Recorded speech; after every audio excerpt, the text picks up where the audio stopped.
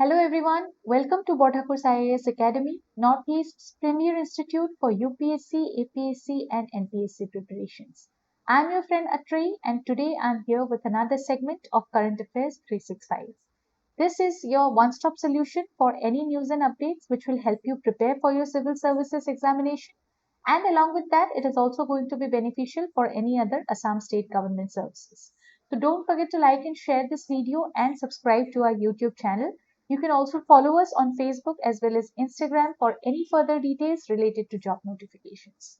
The first news of today is related to frothing in the River Yamuna. A layer of froth has been visible, which is seen floating over parts of the river, and it has now become a repeated occurrence in Delhi. Earlier also, high levels of ammonia in the river, it resulted in frequent disruption to water supply in Delhi. So the major, like every year we see as the winter sets in, the river Yamuna, it begins to resemble a glacier, as if a thick sheet of foam blanket is over the river. This froth is toxic in nature and it can be extremely harmful to our body if consumed or even if it is touched. Now this foam or froth formation, this is a phenomenon that takes place on many different lakes and streams or water bodies. The foam bubbles, these are produced when organic matters decompose, and these molecules, they are lighter than water, so they tend to float on the surface as a thin film which gradually accumulates. And about 1% of the foam is made up of foaming agents like phosphates and surfactants, whereas 99% of it is simply air and water. The major sources of pollution and that results in formation of these foam includes untreated sewage, which may contain soap, detergent particles, then industrial runoff, organic matter from decomposing vegetations, then pollutants from sugar and paper industries in UP, which can travel through the canals. When water with surfactants or any detergent like molecule, they fall from a height, they churn to form bubbles in the water, and as these foam production, it begins around the period of monsoon but intensifies as the winter approaches, because the foam bubbles, these are more stable in lower temperatures, and so therefore as the winter sets in, we see that the river Yamuna is entirely covered with white foam. It appears as if it is covered with white foam. The major health hazards of this frothing process includes skin irritation, allergies, okay, and ingestion. It may cause certain gastrointestinal problems and diseases like typhoid.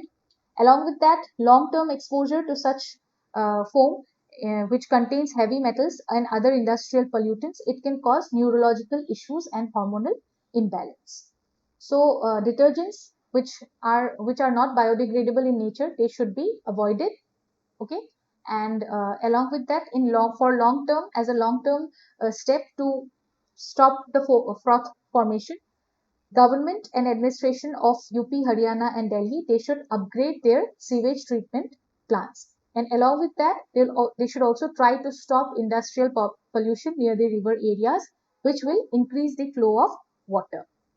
Currently, the Delhi Pollution Control Committee, they have banned the sale, storage and transportation of any soap and detergent particles which are not conforming to the quality standards that are being set by the Bureau of Indian Standards. And also, as per the 5th report of National Green Tribunal, which was appointed by the Yamuna Monitoring Committee, it notes that although the Bureau of Indian Standards have set some norms for detergents which have also been improved, but still it is not clear whether these standards will actually be enforced. And coming to the river Yamuna, it is one of the major tributaries of the river Ganga, which originates from the Yamunotri glacier near Bandarpooch peak in the Mussoorie range of lower Himalayas, and it is at an elevation of about 6,387 meters above the mean sea level in Uttarkashi district of Uttarakhand. This river meets the Ganga at Sangam, where Kumbh Mela is held in Prayagraj, Uttar Pradesh, after flowing through Uttarakhand, Himachal Pradesh, Haryana and Delhi. The entire length of this river is 1376 kilometers, and the important tributaries of Yamuna includes Chambal, Sindh, Betwa and King.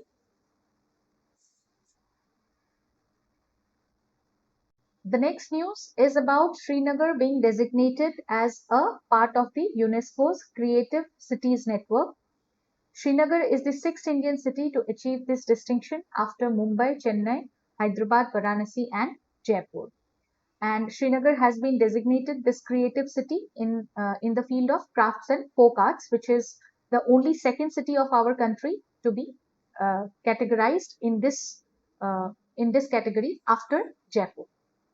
Now, it will not only give global recognition to the city, but will also help in international funding, tie-ups with craft universities, and it will also further help in pitching craft as a product of this particular city.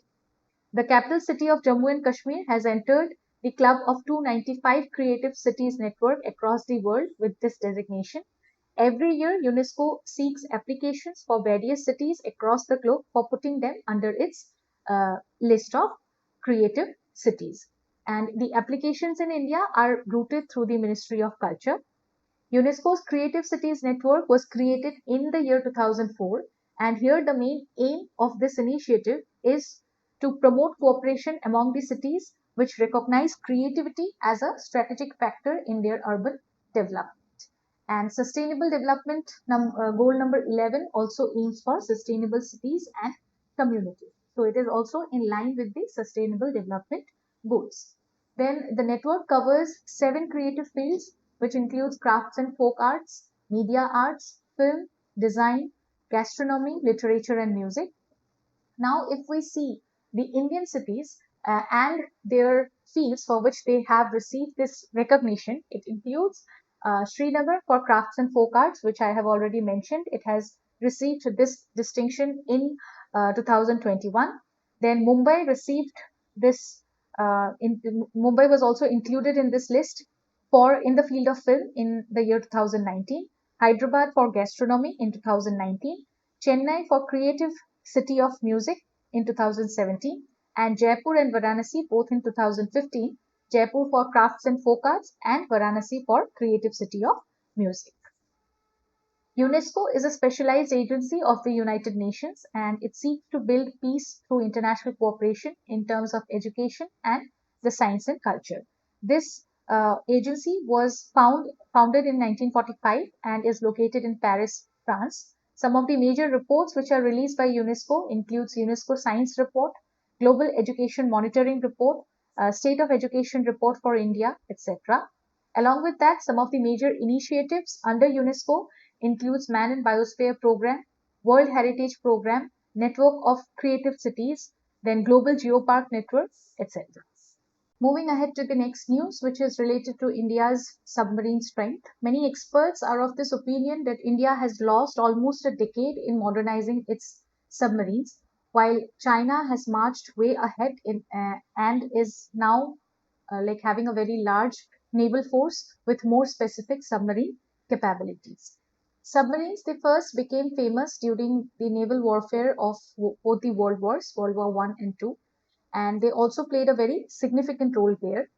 Currently, when it comes to number of submarines in our country, we have 15 conventional diesel electric submarines classified as SSKs and 1 nuclear ballistic submarine classified as SSBN. Most of our submarines, these are 25 years old and are getting refitted. When it comes to classification of submarines, they are mostly of 3 types. And first one is the diesel electric submarine, which is classified as SSK. Next is the nuclear powered attack submarines, classified as SSN. And third one is the nuclear powered ballistic missile submarine, which is also termed as SSBN. The SSKs, that is diesel electric submarines, they mostly uses electric motors which are charged by diesel engines to move, and these engines requires air and fuel to operate, which also means that they need to resurface more frequently, which makes them easier to be detected by the enemies. The next class is SSN, nuclear powered attack submarines. They can stay and operate underwater for a very long period of time, almost indefinitely, and their endurance is only limited by food supplies for the crew members. They are also equipped with a range of tactical weapons like torpedoes, anti-ship cruise missiles, then land attack missiles, etc.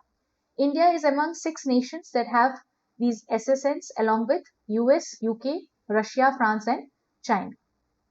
Third category is the nuclear-powered ballistic missile submarines, which are also categorized as SSBN.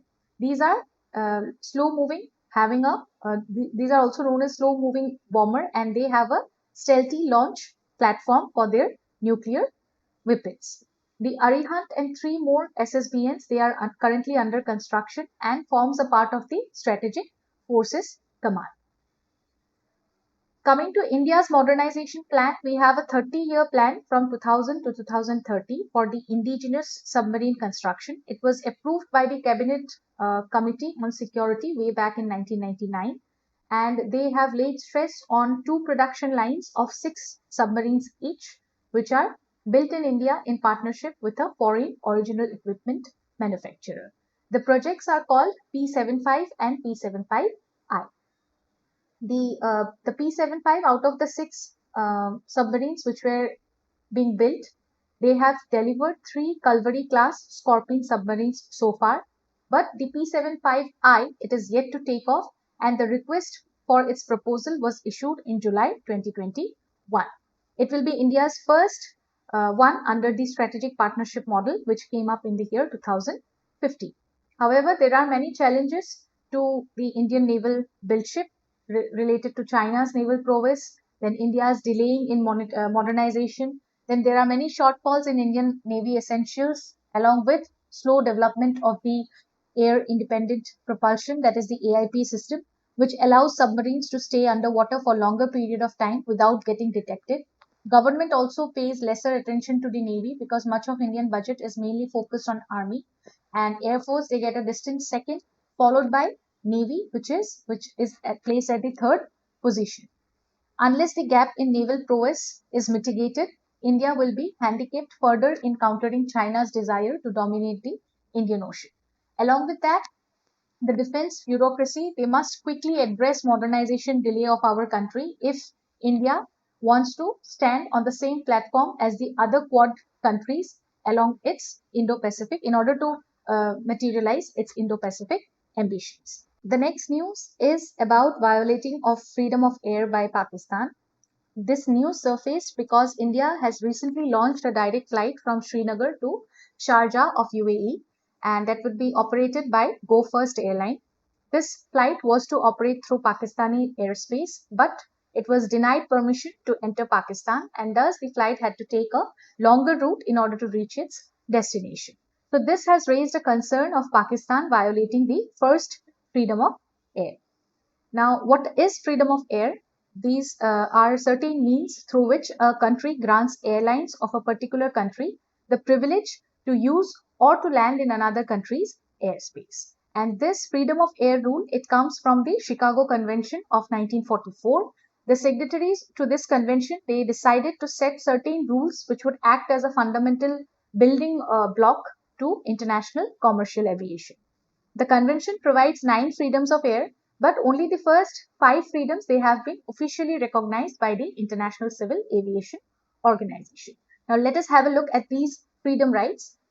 The first freedom right which is violated by Pakistan here in this case is that it is granted by one state to another state to fly across its own territory without landing. So here in this case, the Go First flight, which was an Indian carrier, it was using the airspace of Pakistan, the second country, and was landing in UAE at Sharjah, that is the 3rd country. So here Pakistan denied the permission to fly through Pakistan without landing in Pakistan. Then comes the second freedom right. Here the right or privilege in respect of scheduled international airspaces is granted by one state to another to land in its territory for non-traffic purposes. So, for example, the Air India flight from New Delhi to New York, it can land at a British airport to get refueled without embarking or disembarking their passengers. The third freedom right is to put down in the territory of the first state for people coming from the home state of the carrier. The carrier means the country.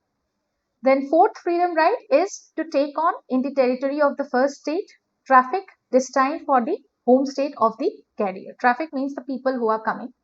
And the fifth freedom right is to put down and to take on in the territory of the first state the traffic which is coming from or is destined to a third state. So these are the 5 freedom rights which are provided, and here Pakistan's denial of the airspace is quite arbitrary and is against the principles which are being laid down by the Chicago Convention. Earlier also there were many such instances where Pakistan has denied access to its airspace. So India has this right to take up this issue with the International Civil Aviation Organization. This organization is a specialized agency of the United Nations which was established in the year 1944, and its headquarters is at Montreal, Canada. The Convention of International Civil Aviation was signed on 7th of December 1944 in Chicago, and that convention established the core principles of permitting international transport by air, and it also led to the creation of the International Civil Aviation Organization. One of its major objectives, is to foster the planning and development of international air transport so as to ensure the safety and orderly growth of international civil aviation throughout the entire world. India is among its 193 members. And this was all for today. Thank you so much for watching this video. I hope it will be helpful. Don't forget to like and share this video and subscribe to our YouTube channel. I'll see you all again tomorrow with another segment of Current Affairs 365 only on Borthakur's IAS Academy, Northeast's premier institute for UPSC, APSC and NPSC preparations. Till then, take good care of yourselves and keep learning. Bye-bye. Borthakur IAS Academy. প্রস্তুতি আৰু অধ্যয়নৰ নিৰ্ভৰযোগ্য ঠিকনা। Borthakur IAS Academy.